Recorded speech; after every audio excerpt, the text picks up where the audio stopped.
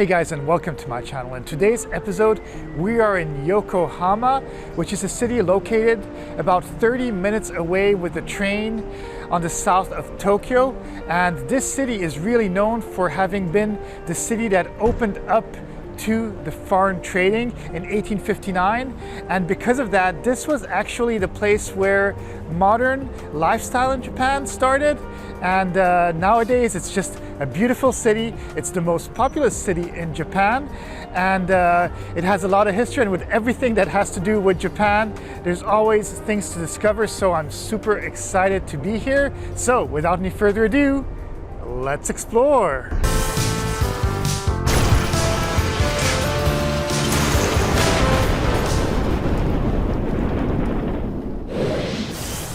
The name Yokohama means horizontal beach and refers to a sandbar that extended from the land, appearing horizontal from the sea. Today, Yokohama is a vibrant city with a striking skyline of modern high-rises, especially in the Minato Mirai district. The city is home to Cosmo World, an amusement park originally built for the 1989 Yokohama Exotic Showcase and later made permanent. Yokohama also boasts the Anpanman Children's Museum, a multi-floor attraction dedicated to the beloved Japanese character.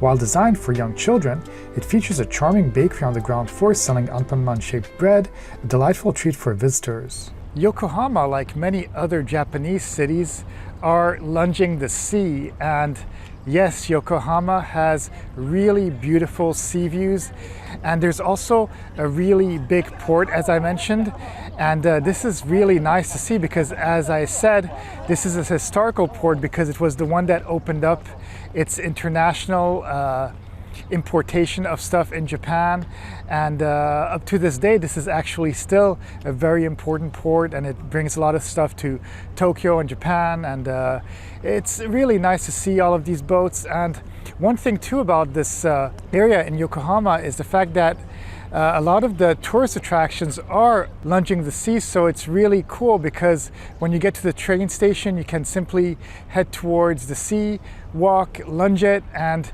you're going to be able to hit many tourist attractions just by following the sea.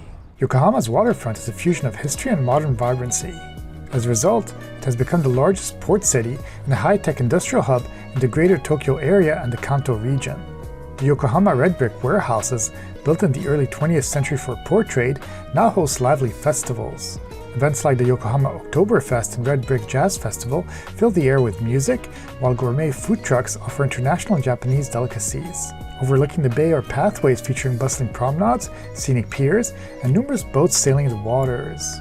This cultural hub reflects Yokohama's history as Japan's first open port, seamlessly blending maritime heritage with contemporary urban energy.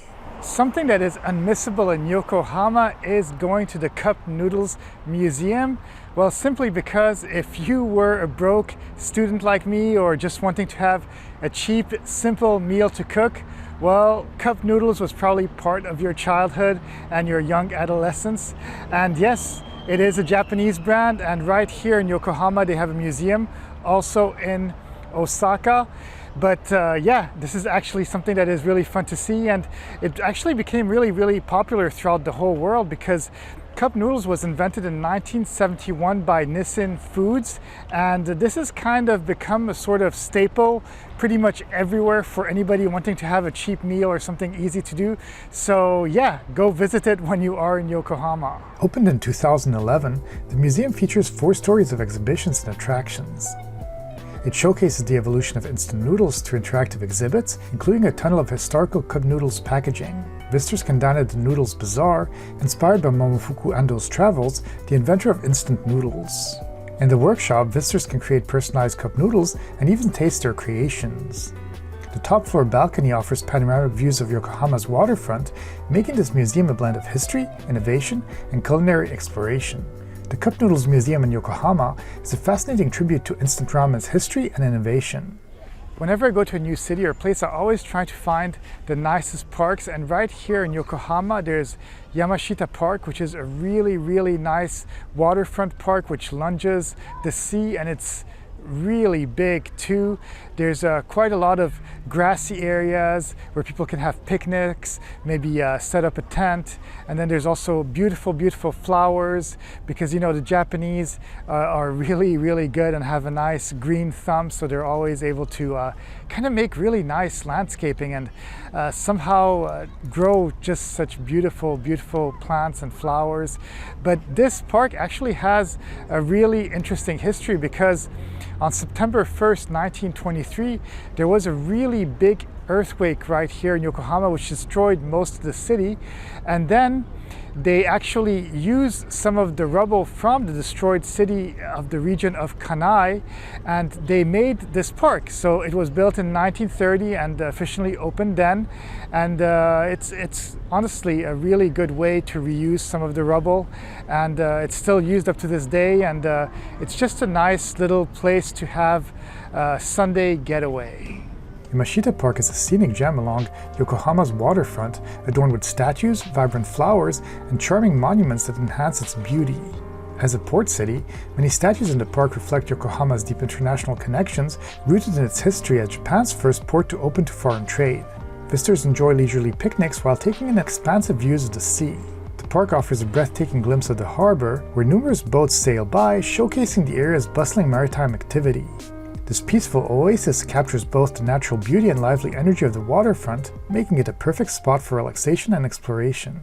Surprisingly, in Yokohama, they have the largest Chinatown in the whole of Japan. It was established in the 19th century, and it has a population of about 3,000 to 4,000 people, with about 250 individually owned shops and restaurants, which is pretty darn huge. Honestly, being right here is kind of overwhelming, because there are so many people walking throughout the streets. It's almost impossible to walk, actually, just because of the sheer number of people. But I do see quite a few restaurants, so I know for sure that it must be really good food, because well, the Japanese are known for having a lot of restaurants, so if the food is not good, well, the Japanese wouldn't go there. But there are also quite a few tourists too. But it is nice because you get to see a bit of China right here in the heart of Japan, so it's a nice thing to discover. Yokohama's Chinatown, established in 1859, is Japan's largest, attracting thousands of tourists each year. The area is packed with numerous restaurants and stores, offering a vibrant mix of Chinese cuisine, culture, and shopping. The streets are beautifully decorated with traditional Chinese architecture and ornate decorations. Visitors can explore several temples, including the Kanteibyo Temple, dedicated to the Chinese god of war.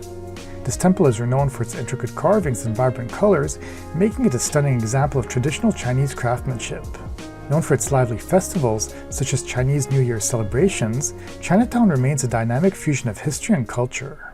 Yokohama truly is the perfect getaway when you're trying to see something different than just Tokyo. If you only have a limited time, like I did on this Japanese trip, I couldn't go too far from Tokyo, but this was perfect because it's just about 1 hour with the train, or 30 minutes depending on where you're located at. For me, it was 1 hour, but I got to see Yamashita Park, Chinatown, the Cup Noodles Museum, and also enjoyed a little bit of the sea right here. So I had a really wonderful day. But if you did enjoy coming on this visit with me, please be sure to subscribe, hit the like button, leave me a comment too. Let me know if there's things I missed right here. Let me know what other things you'd like to see in future videos. I'm always open to suggestions. Okay, well, that's it. Have a great day, and I'll see you guys in the next video.